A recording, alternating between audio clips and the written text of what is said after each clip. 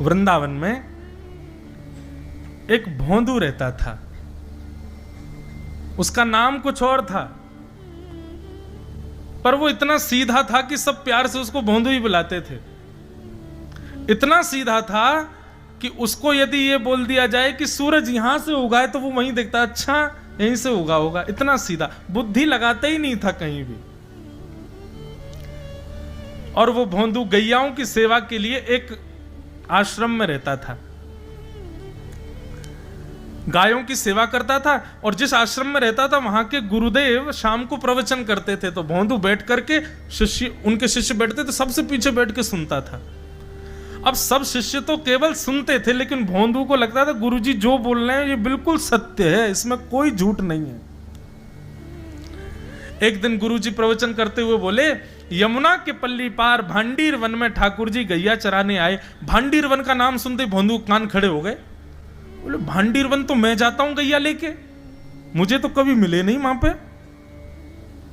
अरे मुंह में ही कमी होगी, मुंह में ही सामर्थ्य नहीं होगी उनको देखवे कि मैं ही नहीं देख पाए होंगे, वो तो आते होंगे वहां पे, मुझे ना दिखे होंगे। आज भोंदू ने पहली बार जिज्ञासा करी, गुरुदेव ठाकुर जी दिखते कैसे हैं? तो गुरुदेव भी हंस गया, अच्छा भोंदू पूछ रहा है, बैठ जाओ बताते हैं। बोले बरहा पीड़म नटवर वपुः कर्णयो कर्णकारम विभ्रदवासः कनक कपिसं वैजयन्तीं च मालां रन्ध्रान् वेणोऽधर सुधया पूरयन् गोपवृन्दै वृन्दारण्यं स्वपदरमणं प्राविशद गीत कीर्ति प्राविशद गीत कीर्ति।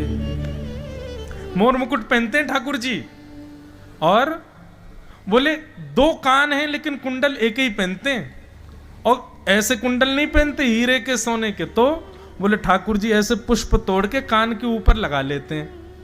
और बोले फिर बोले कभी ठाकुर जी इस कान में पहनते हैं, और कभी ठाकुर जी का मन भर जाता है तो यहां से निकाल के इस कान में पहन लेते हैं। दोनों कानों में एक ही कुंडल को फेर फेर के पहनते हैं। हमारे पूज्य नाना जी तो कहते, वो तो और सुंदर वर्णन करते, वे क्या कहते, बोले लाला कर्णयोः कर्णकारम। अब कान तो बहुवचन है और कुंडल एक वचन है, एक कुंडल दोनों कानन में कैसे? बोले ठाकुर जी एक तरफ मधुमंगल चले एक तरफ श्रीदामा, तो जब मधुमंगल की तरफ ठाकुर जी कुंडल पहन लें तो श्रीदामा के लाला महा बढ़िया ना लग रहा कुंडल, यहां पहन याकू। सो ठाकुर जी ऐसे निकाल के नहीं पहनते हैं, ठाकुर जी की चाल ऐसी मदमस्त है, निकाल करके उछालते हैं ऊपर, और यूं कान करें तो सीधो आके यहीं लगे वो पुष्प। और फिर सब ग्वाल बाल ताला बजाओ, जय हो लाला जय हो लाला। फिर नेक दूर चलते हुए ठाकुर जी फिर निकालें और फिर उछालें, फिर यहाँ पर रखें। फिर ठाकुर जी की देखा देखी मधुमंगल श्रीदामा भी उछालें, कोई की सिर पर जावे, कोई की नाक पर जावे, कोई नीचे गिर जाए, कान में नहीं आवे। तो कर्णयोः कर्णकारम। और कैसे ठाकुर जी? बोले विभ्रदवासः कनक कपिसं वैजयन्तीं च मालां। ठाकुर जी पीली पीतांबरी, जैसे हमने ये बगलबंदी सफेद पहनी है ना, ऐसी ठाकुर जी पीली पहनते, पीली पीतांबरी। और माला कैसी पहनते हैं? बोले हम लोग तो इतनी माला गले यहाँ छाती तक आती है, ठाकुर जी ऐसी पहनते हैं पूरी पैरों तक जाए। ये देखो पीछे खड़े हैं, इतना गहना कौन पहने हैं, पैरों तक पहनते हैं ठाकुर जी। इसके पीछे भी कारण है, क्योंकि ठाकुर जी वृंदावन में पैरों में पादुका नहीं पहनते। सोचो उस वृंदावन में हम जूता चप्पल पहन के घूमते हैं, ठाकुर जी नंगे पांव घूमते थे। तो यशोदा मैया कहती लाला पादुका क्यों ना पहने? बोले मैया मेरी बछिया बछड़ा भी तो नंगे पांव घूमे, तो मैं क्यों पादुका पहनूं, इनको भी पहना दे तो मैं पहन लूंगा। मैया बोली लाला तू भी बड़ो भोरो है, गैया थोड़ी पादुका पहने। बोले मैया तो मैं भी ना पहनूंगा। तो यशोदा मैया क्या करती है, बड़ी बड़ी माला पहनाती है लाला को। क्यों? बोले लाला सीधो तो चले ना है, ठोकर मार तो भैया चलेगो तो पुष्प टूट टूट के आगे गिरेंगे, तो लाला पाम रखेगो तो लाला के चरणन में कोमलता आ जाएगी, लाल जी के चरणन के नीचे पुष्प आ जाएंगे। तो वही जयंतीम चमाला। और बोले रंध्रान वेणु अधर सुधया, अपने अधर की तकिया पर उस बांस को लिटा करके ठाकुर जी अपनी कोमल उंगलियों से उसके चरण दबाते। नाक का मोती मानो उसके लिए छत्र का काम करता है। आंखों की पलकें वंशी बजाते समय जब खुलती हैं बंद होती हैं तो मानो दो दो दो दो सेवक अपने हाथ में पंखा लेकर के उस बांस की सेवा कर रहे हैं। क्यों? अरे भैया, या बांस ने गर्मी सही, सर्दी सही, वर्षा सही खड़ी रही। बंसी बनाने वाले ने या को बीच में ते आके काट दियो, वाकू भी सहो, छील दियो तब भी सहो, सरिया ते या में छेद कर दिए तब भी सहे। इतने सहवे वारे की तो मैं सेवा ही करूंगा अपने होठ पे बैठा करके। रंध्रान वेणो अधर सुधया पूरयन गोप वृंदई वृंदारण्यम स्वपदरमणम प्राविशद गीत कीर्ति। और ठाकुर जी क्या करते हैं, बीच बीच में बंशी बजाते समय नेत्र खोलते हैं और जैसे यहां से मधुमंगल बुलावे लाला, तो ठाकुर जी ऐसे नहीं देखते, ऐसे देखते हैं कटाक्ष नेत्रों से। यहां बुलावे तो ऐसे देखते हैं, और वही नेत्र कटाक्ष ऐसे हैं कि जो देख ले वहीं घायल हो जाए। ऐसे ठाकुर जी के नेत्र। ऐसे रूप को देखने के लिए गोपियां सब अटारियों पर खड़ी हैं, खिड़कियों पर बैठी हैं ठाकुर जी के रूप को।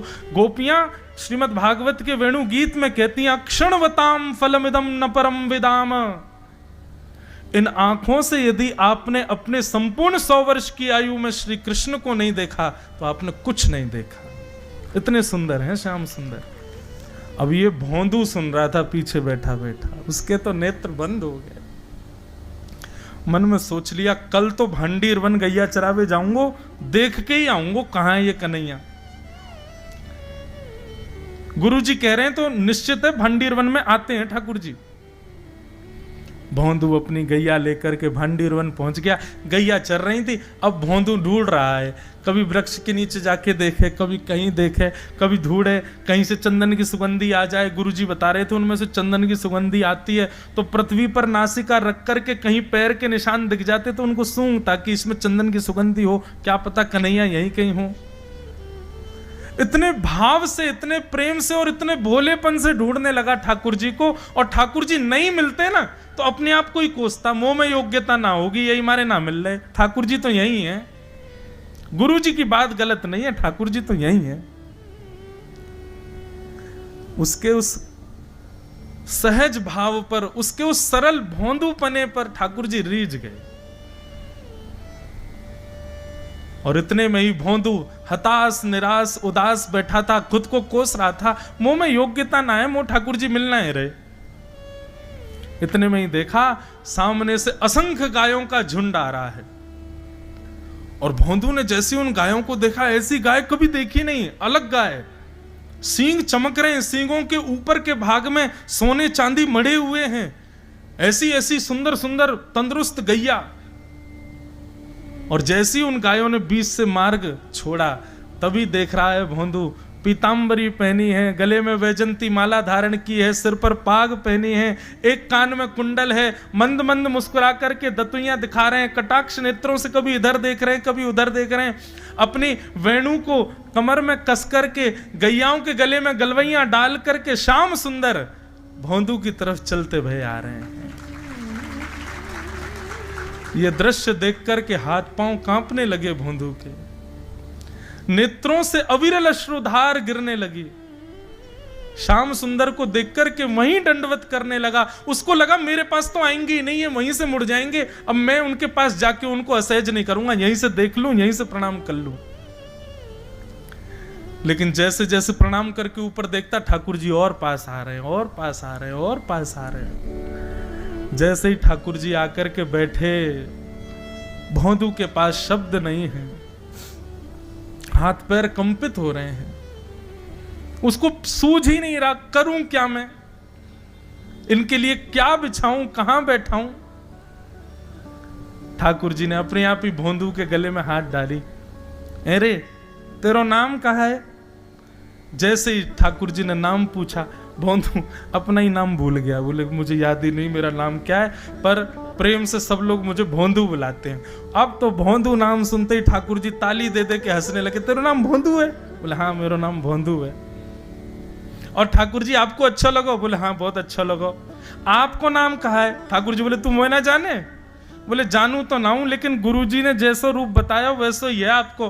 तो आप कहीं नंदनंदन तो नहीं हो? ठाकुर जी बोले हाँ मैं नंदनंदन नहीं हूं, यशोदा जी को लाला, नंद जी को लाला।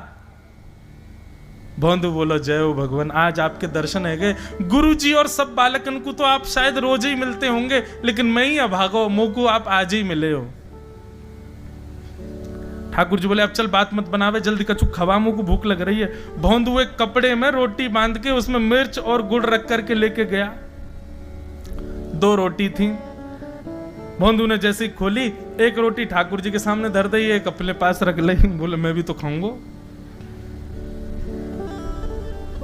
ठाकुर जी ने बढ़िया रोटी ऐसे घुमाई और प्रेम से गुड़ खामे और रोटी पान लगे प्रेम से। और ठाकुर जी तो चप चप करके नेक देर में पा गए। भोंदू तो भूल ही गयो, मुँह खानो भी वो ठाकुर जी को ही देख रहा है। ठाकुर जी बोले और जोर की भूख लगी, ला अपनी रोटी दे दे।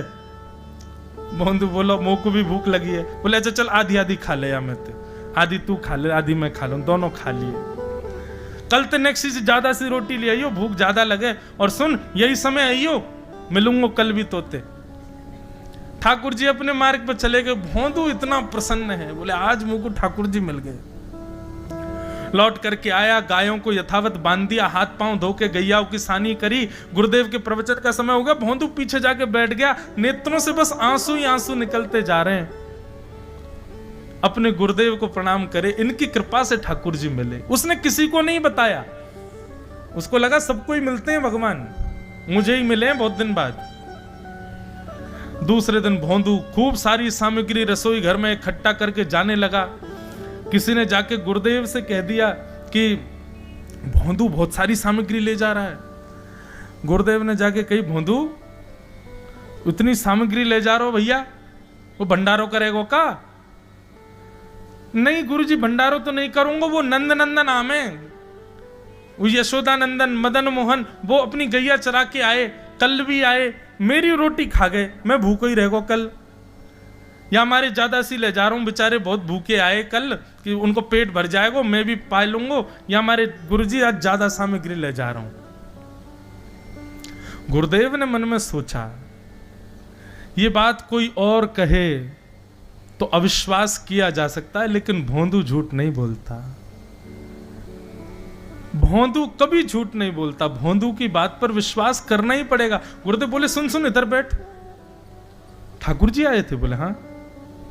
अच्छा उनका रूप कैसा था? जैसा रूप आपने बताया था ना गुरुजी बिल्कुल वैसा, ऐसे कटाक्ष नेत्र, मोती जैसे दांत, ठाकुर जी की मुस्कान ऐसी, पाग ऐसी, कान ऐसे। गुरुदेव के तो नेत्र बंद हो गए, वे सब अनुभव करने लगे। लेकिन गुरुदेव बोले रूप कैसा भी बता दे, चरण यदि इसने बता दिए तो मैं मान जाऊंगा कि ठाकुर जी थे। अच्छा तूने चरण देखे? बोले हाँ गुरुजी मैंने चरण देखे। चरण कैसे थे? बोले चरण ऐसे ठाकुर जी उत्तुंग रक्त विलसन नख चक्रवाल। ठाकुर जी के चरण जब वो चल करके आगे बढ़ते हैं ना तो चिन्ह बन जाते हैं। कहीं ध्वजा बनी थी, कहीं शंख बना था, कहीं कुछ बना था। और उनके जो नखून है ना उनमें से ऐसा लगता है मानो जैसे कोमल का पराग हो, कमल का पराग हो। और चरणों का रंग कैसा, जैसे मानो जैसे गुरुदेव कमल होता है ना, कमल की आकृति, ऐसे ठाकुर जी के चरण। जब चरण का यथावत वर्णन भोंदू ने कर दिया, गुरुदेव समझ गए। बोले निश्चित ठाकुर जी आते, नहीं तो भोंदू कहां जाने, इतनी बुद्धि नहीं है उस पे कि वो इतना सब कुछ ढूंढ धाड़ के मुझे बताए। भोंदू एक काम करेगा? बोले हाँ। ठाकुर जी आएंगे तो तेरे सखा बन गए? बोले हाँ। तो उनको लेकर के आश्रम आ जा, यहां पे आ जा। भोंदू बोला कि इतने योग्य बालक हैं, लेकिन ठाकुर जी ने किसी से नहीं कही, मुझसे कही है। अगर मैंने ये काम नहीं किया तो मेरा जीवन व्यर्थ है। भोंदू को लगा ठाकुर जी सबसे ही मिलते हैं, गुरुजी किसी से भी कह के बुलवा लेते, मुझको काम दिया। भोंदू ने तो उसको अपने हृदय में ले लिया, अब ये काम मुझे करना है। बोले गुरुजी मैं वचन दे के जा रहा हूं, ठाकुर जी को मैं लेके आऊंगा। जा बेटा। भोंदू वन में चला गया। अब तो उसको मिलने की भी एक्साइटमेंट नहीं है और कोई उसके मन में भाव ही नहीं है, उसको ये है बस ठाकुर जी को मैं ले जाऊं। जाकर के बैठा, ठाकुर जी अपनी गैया चराते भये, बढ़िया सुंदर एक डंडा पर हाथ टांगे भये ठाकुर जी आए। रूप देख करके फिर से भावुक हो गया भोंदू। ठाकुर जी आकर के बैठ गए, बोले चल जल्दी निकाल रोटी, भूख लगी है मुंह को। भोंदू सजाता जा रहा है, थाली ठाकुर जी को देता जा रहा है। बोले जय जय, एक प्रार्थना करूं? बोले करो। आप मेरे संग मेरे सखा हो ना आप? बोले हाँ तेरो सखा हूं, तो मेरी बात मानोगे? बोले कहा, आप मेरे संग आश्रम चलो गुरु जी के पास। ठाकुर जी रोटी पाते जा रहे, ठाकुर जी ने अनसुनी कर दी बात। बोले जय जय कछु कहो ना, आप चलोगे ना? ठाकुर जी बोले हम तेरे सखा हैं, तेरे गुरु जी के सखा नहीं है। तू मोते मिल, तू मेरे संग खा, तू मेरे संग रहे, तू कछु कर, तो कुछ सब अधिकार है, लेकिन ये हम गुरु जी ते मिल बातें मिल ये सब हम नहीं करेंगे। हम बस तेरे सखाएं तो ही जाने और कोई ना जाने। ए जय जय से मत कहो ना, वे नहीं बताते तो मैं तो आपको देख ही नहीं पाता, मैं तो आपको जानता ही ना हूं। उनने ही तो मुझको बताई कि आप भांडीर बनाते हो, आपका रूप ऐसा है, उनने कृपा करके मुझको आपसे मिलवाए हो, वे ही हमारी मित्रता के मूल आधार हैं, उनसे तो मिलवे चलो ना। ठाकुर जी बोले देख ज्यादा जिद मत करे, हमने तो उसे एक बार कह दी हम नहीं जाएंगे नहीं जाएंगे नहीं जाएंगे। ठाकुर जी रोटी पा रहे थे तो भोंदू ने हाथ से रोटी और छनाई, बोले ये भी दो, ये भी गुरु जी की है, लाओ ये मिर्च गुड़ सब दो, ये सब गुरु जी को, ये भी मत खाओ। और सुनो, यदि हमारे गुरु जी से आपको प्रेम नहीं है तो हमको आपसे प्रेम नहीं है। कल ते अपनी गैयान को लेकर कहीं और चरावे जाओ, होंगे तुम नंदन नंदन अपने गांव के, मेरे गुरुजी के पास नहीं जाओगे। और सुनो, ये मुंह में जो रोटी रखी जाओ को उगल आओ, ये भी गुरुजी की रसोई में बनी है, हमारे गुरुजी से नहीं मिलेंगे। ठाकुर जी बोले अरे भोंदू ने रुक तो, नहीं नहीं नहीं अब तो मैं सुनूंगा ही नहीं, आपने ऐसे कैसे कह दी नहीं जाएंगे, 3 बार नहीं जाएंगे नहीं जाएंगे। और ये भांडीरवन मेरो है, मैं यहां गैया चरावे आऊं, कल से अगर तुम और तुम्हारी गैया दिख गई मुंह को तो तुम्हारी गैयान को लेके मैं चलो जाऊंगा आश्रम, फिर तुम्हारी मैया बाबा तुमको मारेंगे। ठाकुर जी बोले अरे भोंदू इतना नाराज? बोले यदि मुंह से मित्रता रखनी है तो मुंह को वचन देना पड़ेगा कि आप आश्रम चलोगे, और अगर आपने फिर से नहीं कही तो मैं जा रहा हूं वापस, और कभी आपको मुख नहीं देखूंगा, अपना मुख नहीं दिखाऊंगा। ठाकुर जी बोले इस मुख को देखने के लिए या संग के लिए लोग पता हो तो कितनी तपस्या करें। बोले जो तपस्या करें उनको मुबारक, तुम मुंह को ना चाहिए, मुंह ना मिलनो तुमते, मुंह कोई गरज ना पड़ रही तुमते, आज तक नहीं मिले कल ही तो मिले हो मोते, और वो भी गुरुदेव की कृपा से मिले हो, जाओ मत मिलियो, मुझे ना चाहिए तुम। ठाकुर जी बोले मैं तो ना जाऊंगा, मैं तो तेरे पास ही रहूंगा। बोले तुम मत जाओ मैं जा रहा हूं। बोंदू ने अपनी सब सामान उठाए, गैया वैया उठाई, हाँकता हुआ गैयाओं को लेके जाने लगा वापस। ठाकुर जी के नेत्र सजल हो गए। भोंदू, ठाकुर जी पुकार रहे हैं भोंदू को, मानो जैसे त्रिलोकी लेके जा रहा है वो ठाकुर जी के, जैसे मानो पूरा ऐश्वर्य ठाकुर जी का ले जा रहा हो। अरे भोंदू ने रुक तो जा। भोंदू बोला अपना मुख भी नहीं दिखाऊंगा यदि आप नहीं चलोगे तो। भोंदू थोड़ी दूर गया, ठाकुर जी को लगी वापस आ जाएगा, थोड़ी और दूर गया, लगा अब आ जाएगा, लेकिन जब भोंदू दिखना बंद हो गया हमारे ठाकुर जी विचलित हो गए, दौड़े भोंदू की तरफ। गैया चराता हुआ वापस जा रहा था अपने आश्रम, ठाकुर जी दौड़ करके गए और जाकर के भोंदू के पिद्दी पे चढ़ गए। पिद्दी समझते हैं? ये कंधे पर चढ़ जाना, इसको ब्रज भाषा में कहते हैं पिद्दी पे चढ़ना। ठाकुर जी जाकर के पीछे से कंधा पे चढ़ गए, पाम से पेट पकड़ लिया और हाथन से बोले ले चल अपने गुरुदेव के पास, चलूंगा तू जहां कहेगो, लेकिन तो दूर नहीं जान दूंगा। और भोंदू ठाकुर जी को ऐसे ऊपर चढ़ा करके गैयाओं के साथ लेकर के आश्रम जा रहा है। गैयाओं ने जैसे ही आश्रम में प्रवेश किया, गुरुदेव आकर के खड़े हो गए और मन में बस विचार कर रहे थे, हाथ पांव कांप रहे थे, बोले ठाकुर जी आएंगे कि नहीं। और जैसे ही गायों का समूह भीतर प्रवेश हुआ, इतने में ही भोंदू आया और तभी देखा भोंदू के पिद्दी पर ठाकुर जी टंगे भय आ रहे हैं। ये दृश्य देखते ही गुरुदेव मूर्छित होकर गिर पड़े। भाई जैसे तैसे होश में आए, होश में आकर के जैसे ही ठाकुर जी को देखा, सिंहासन पर भगवान बैठे हैं जहां गुरुदेव बैठते थे और भोंदू उनके बगल में बैठा है। आज गुरुदेव ने जाकर के पहले भोंदू को प्रणाम किया, बोले जय हो, धन्य है तू, इतनी तपस्या की, इतना भजन किया, घर परिवार त्याग दिया, वैराग्य त्याग सब हमारे जीवन में, तब भी ठाकुर जी नहीं मिले। लेकिन वारे भोंदू, तेरी सरलता, तेरी सहजता, तेरा ये निर्मल भाव कि ठाकुर जी तेरे अधीन होके यहां आश्रम तक चले आए। ये बंधुओं, ये मनगणंत कथा नहीं है, ये वास्तविक सत्य घटना है वृंदावन की। और ठाकुर जी सदा के लिए भोंदू के संग रहने लगे। और फिर कुछ समय बाद भोंदू गैया चराता हुआ भांडीर वन गया और फिर कभी लौट करके नहीं आया, ठाकुर जी के संग ही प्रस्थान कर गया।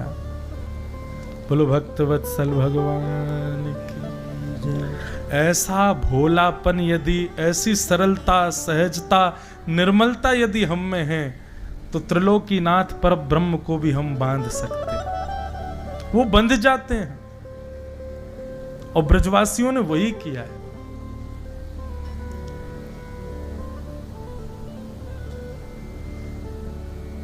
सहजता, सरलता लाओ बंधुओं अपने अंदर। जब लगे कि किसी के प्रति ईर्ष्या प्रकट हो रही है, उसी समय कीर्तन करो। जब लगे किसी के प्रति द्वेष मेरे मन में आ रहा है, उसी समय भजन करो। जब लगे किसी से दुश्मनी लग रही है, उसी समय, जब लगे मेरे मुख से कुछ गलत निकल गया, क्षमा मांगो, भजन करो। अपने आप को सरल बनाओ, ऐसा बनाओ कि ठाकुर जी को प्रिय लगो। जितना हो सके दीन, जितना हो सके सरल सहज स्वभाव में रहो। ठाकुर जी को वही प्रिय है।